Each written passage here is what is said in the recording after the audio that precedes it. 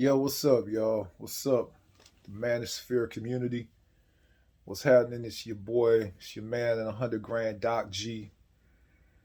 Um, if any one of y'all seen my last video, y'all know that I just came from Sao Paulo, Brazil. I was out there for like 4 days and and had a damn good time. Was hanging out with this cool chick that I met from 2018 in Rio, but lives out in Sao Paulo now. Had a good ass time, man. You know, and ironically, when I was in Sao Paulo, Brazil, a couple of days ago, my father was out in he was out in Ghana, West Africa. So my father has recently become a man going his own way. He's embraced this lifestyle full fledged.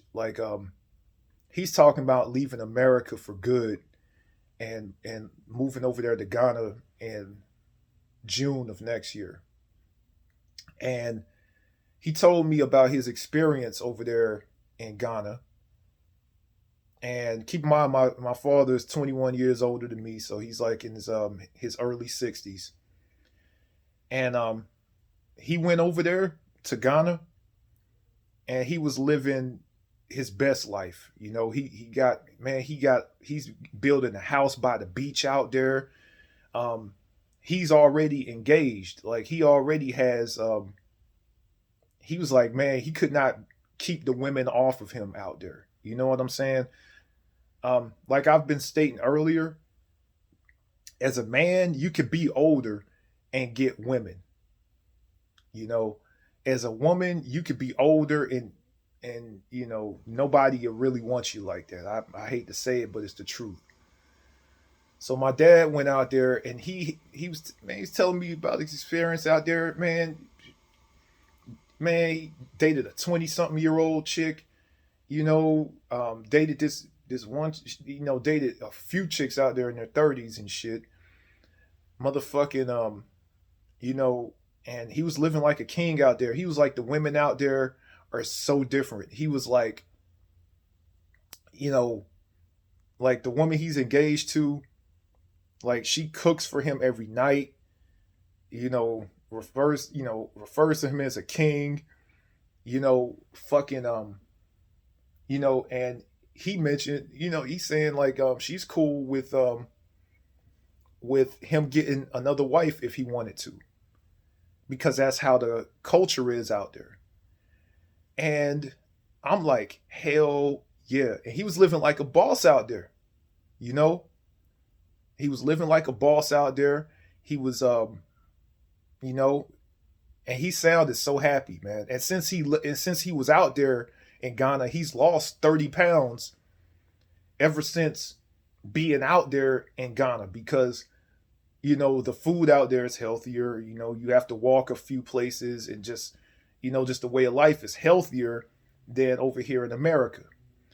So he lost 30 pounds out there in Ghana. He got engaged to a beautiful sister out there, and he's living his best life. And it's a lot of women here in the United States that are hating on him about that shit. They hating on him. I'm not gonna say no names, but they're saying that, oh well, he couldn't get a woman in the United States because he's weak. Oh, he couldn't get a woman in the United States because, oh, he's looking for a woman to control. And I've looked at some of the relationships with the women he's had here in the United States, and they always act. The chicks that he's dated have always tried to act bossy. Um, it was always a struggle as far as like the masculine energy, because a lot of women in the United States, especially Black American women, are masculine acting and rude and loud and overweight. He was telling me about the women over there, and he was saying that it's nothing to find a goddamn woman that's in shape and that's feminine. You will struggle to find that shit over here in the United States. because the women here in the United States are they man. He was telling me how a lot of the women over there had their natural hair. They were in shape. They cooked for him. They fucking didn't have a lot of hangups like the women over here in the United States. Now, I'm not saying that women overseas are perfect. I'm not saying that all of them are like that. But on average, women overseas are better by far than the average in the United States.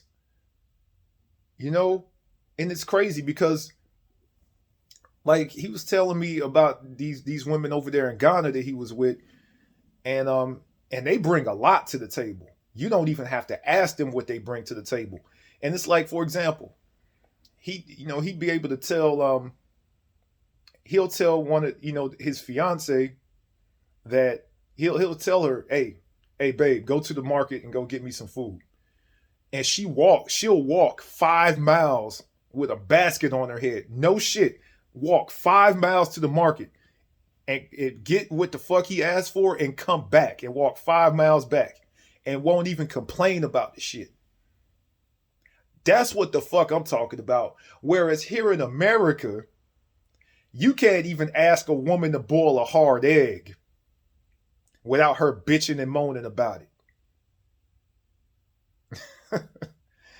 yo, and it is crazy because my father he just got put on the to Kevin Samuels and the Manosphere and all of that shit, and I'm like, and I laugh my ass off because I've been telling my father, I was like, hey man, I've been known about the Manosphere for years, so I'm like, he like, hell yeah, that's what's up. So yeah, my father's living his best life, man. He's going his own way. And there's certain people that's like, oh, well, he's moving overseas because he's weak. He's moving overseas because he can't cut it here in the United States. There's always going to be a fucking naysayer. Every time a motherfucker tries to go overseas and live a fucking awesome life, there's always one fucking naysayer. And I ain't saying no names about that. But goddamn, it was a couple people hating on him for goddamn going overseas and living his life. But he's over there goddamn killing the game, man. And and he's gonna move there for good in June. I mean, he's got a construction company, motherfucker. Well, he's got a construction company building him a fucking house on the beach. The fucking dollar means a lot over there in Ghana, so he's gonna be living well. And on top of that, he got a fiance, and then on top of that, he's lost weight over there just simply by being away from the bullshit and toxic food and toxic people and toxic ways of America. Lost 30 pounds and got a fiance, and he's only been over in Ghana for 2 months. That's what the fuck I'm talking about. If that ain't a fucking example of going your own way, I don't know what the fuck is. And I fucking salute my father for doing that shit. And keep in mind, the same time he was out there, I was in goddamn Sao Paulo, Brazil. And I was living it up. The same time he was in Ghana, I was in Brazil. And I was out there living like a boss, kicking it with, good people out there in Brazil. Chill with this fine woman I knew out there in Brazil. Man, I was having a good ass time. Motherfucking, my money goes a long way in Brazil. So, oh man, I was living it up big time over there in Sao Paulo. Had a 5-star hotel, was drinking caipirinhas by the pool every day. Motherfucking was out there motherfucking getting bottles sent to the room service and shit 24/7. Motherfucking living it up in Sao Paulo, man. So yeah, it's just crazy that me and my father were both overseas at the same time in different countries, damn near doing the same thing. Going our own way. Live, fucking forging our own destinies out here instead of doing what American people or American women think we should do, or being how they think we should be, and all of that. I'm just fucking saying, like, fellas, I don't know how many times I gotta tell y'all motherfuckers, go your own way. There is no better way. Do what the fuck you want to do. Please be free and live your life, man, because you only have one. And at the end of the day, let me tell you something. When it comes to traveling and all that shit and living my life and shit, I have no regrets. And my father damn sure don't have no regrets about doing what he did going out there overseas, because hey, he's reaping the benefits right now, man. But yeah, man, go your own way and and live it up to the fullest, man. You know, y'all seen my recent video on Brazil. Y'all saw how I was out there, and that's just a fraction of what was going on out there. So, yeah, man, live your life, man. It's your boy Doc G out. Peace.